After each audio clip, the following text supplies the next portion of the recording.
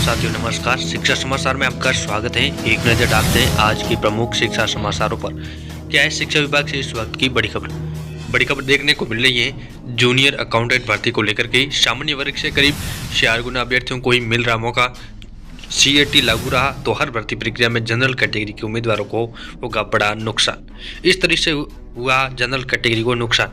चयन बोर्ड ने 5190 भर्ती के लिए सीईटी के अंकों के आधार पर कट ऑफ जारी की। पहले तो 5190 पदों के 15 गुना टॉप अभ्यर्थियों को ले लिया। इसके बाद आरक्षित वर्ग में जिसके 15 गुना से कम रहे उनको अतिरिक्त शामिल कर लिया, लेकिन ये नियम सामान्य वर्ग पर लागू नहीं किया।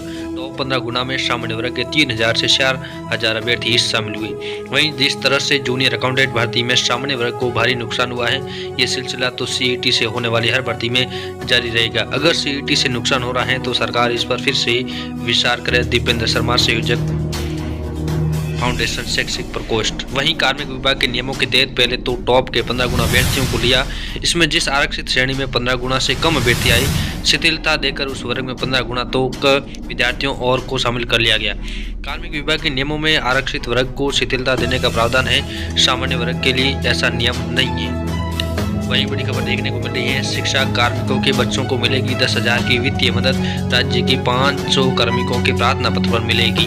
कार्मिकों को यही भरनी होगी जानकारी। योजना अंतर्गत वित्तीय सहायता का लाभ पाने के लिए प्रस्तुत किए जाने वाले प्रार्थना पत्र की सभी प्रविष्टियां स्वयं कर्मचारी अधिकारियों द्वारा भरी जाएगी। साथ ही सत्र 2023-24 में छात्र जिस महाविद्यालय में अध्ययनरत हैं उस महाविद्यालय के प्रधानाचार्य का प्रमाण पत्र संलग्न प्रारूप में देना होगा।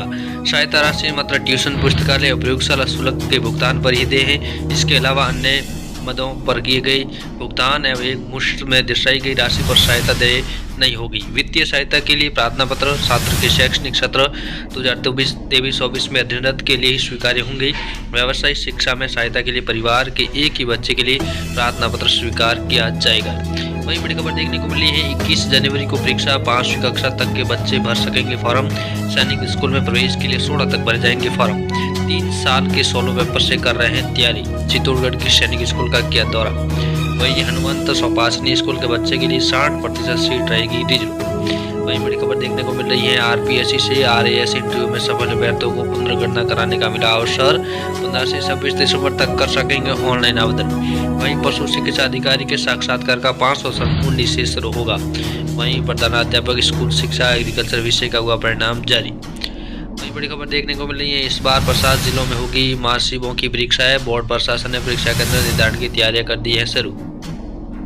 ये रहेगा शेष बैठकों का शेड्यूल। सचिव श्रीमती मेघना चौधरी ने बताया कि 14 दिसंबर को धौलपुर, नागौर, डीडवाना, कुर्सामंच, सवाईमाधोपुर, गंगापुर सिटी। 15 दिसंबर को श्रीगंगानगर, दौसा, अजमेर, ब्यावर व केकड़ी।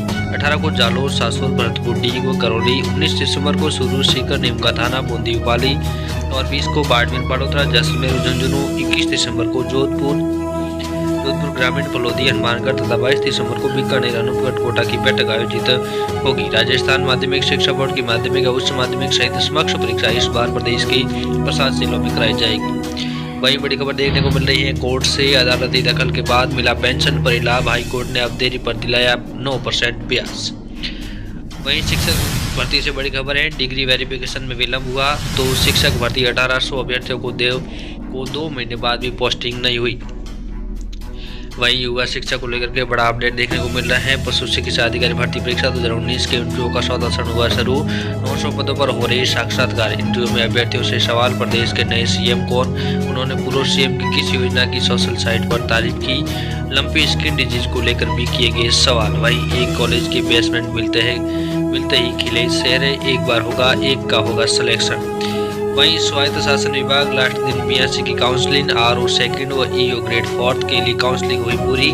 वहीं आरपीएससी से ईडब्ल्यूएस ओबीसी में कोई चयनित नहीं हुए। प्राथमिक स्कूल शिक्षा एग्रीकल्चर का रिजल्ट हुआ जारी। 50 सफल हुए। एससी व एसटी में पुरुष वर्ग के अभ्यर्थी मिले। वहीं आरएएस 2021 ऑनलाइन ही कर सकते हैं आवेदन। रीटोटलिंग के लिए 15 से 26 तक किए जा सकेंगे आवेदन। वहीं बड़ी खबर देखने को मिल रही है। लोक सेवा आयोग से आरएएस भर्ती प्राप्तांकों की पुनर्गणना के लिए आवेदन 15 दिसंबर तक। राजस्थान लोक सेवा आयोग द्वारा राजस्थान राज्य अधीनस्थ सेवा संयुक्त प्रतियोगी परीक्षा 2021 की 17 नवंबर 2023 को जारी साक्षात्कार परिणाम में सफल रहे अभ्यर्थियों को प्राप्तांकों की पुनर्गणना कराने का अवसर दिया गया है। अभ्यर्थी प्राप्तांकों की पुनर्गणना के लिए 15 से 26 दिसंबर तक आयोग की वेबसाइट पर ऑनलाइन पुनर्गणना के लिए 25 रुपये प्रति प्रश्न की दर से शुल्क का भुगतान ऑनलाइन ही करना होगा। वहीं अजमेर से बड़ी खबर देखने को मिल रही है। बोर्ड की 10वीं 12वीं की मुख्य परीक्षा पहली बार प्रदेश के 7 जिलों में होगी। बैठकों का शेड्यूल एक नज़र में जारी कर दिया गया है। वहीं पशु चिकित्सा अधिकारी भर्ती को लेकर के साक्षात्कार का 5वां चरण 19 से 21 दिसंबर तक चलेगा। वहीं बड़ी खबर देखने को मिल रही है। राज्य सरकार का वार्षिक कैलेंडर हुआ जारी। 2024 में 16 सार्वजनिक अवकाश रहेंगे, 2 पब्लिक हॉलीडे रविवार को रहेंगे। वहीं 2024 में धुलंडी 25 मार्च को, राखी 19 अगस्त को रहेगी। जारी कैलेंडर सभी विद्यार्थियों सभी राजनीतिक राजकीय विद्यालयों के अंतर्गत जारी कर दिया गया है। वहीं बड़ी खबर देखने को मिल रही है। गुरु गोविंद विश्वविद्यालय में प्रथम वर्ष परीक्षा के फॉर्म भरे जा रहे हैं, लेकिन शेखावटी विश्वविद्यालय में इंतजार। शेखावटी विश्वविद्यालय इस महीने में नहीं हो पाएगी। फर्स्ट सेमेस्टर की परीक्षा अगले माह होने की संभावना। नई शिक्षा नीति के नियमों चुनाव आचार संहिता के कारण हुई देरी। राजस्थान विश्वविद्यालय ने शुरू की प्रक्रिया। आज बॉम की मीटिंग में हो सकता है फैसला। चुनाव से देरी हुई, अब जल्द शुरू होगी प्रक्रिया, कुलपति का कहना है।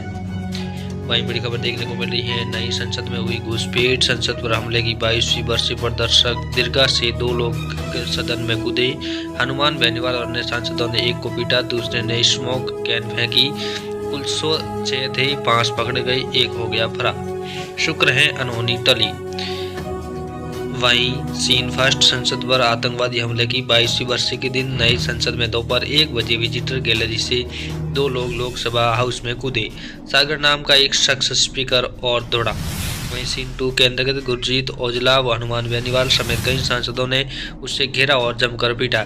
वहीं सीन 3 के अंतर्गत दूसरे शख्स मनोरंजन ने जूते में सीपी स्मोक कैन हाउस में फेंकी। नीलम अमोल ने बाहर प्रदर्शन किया। सब विशाल के गुरुग्राम स्थित घर में रुके थे, वो भी हिरासत में। ललित की तलाश है। कहाँ सूखे संसद के सुरक्षा गैजेट्स 19 साल पुराने, नए भर्ती में नहीं। 5 जरूरी कदम जो अब उठाए। नई संसद में घुसपैठ के बाद केंद्र सरकार सतर्क हो गई है। अब सिक्योरिटी प्रोटोकॉल्स में कई बदलाव किए जा रहे हैं। सांसदों, स्टाफ मेंबर्स और पत्रकारों के एंट्री गेट अलग होंगे। विजिटर्स को सौते गेट में प्रवेश कराया जाएगा। विजिटर पास जारी करने पर अभी रोक लगा दी गई है। दर्शक दीर्घा के चारों ओर ग्लास की शील्ड लगाई जाएगी ताकि कोई कूदकर सदन के अंदर न आ सके।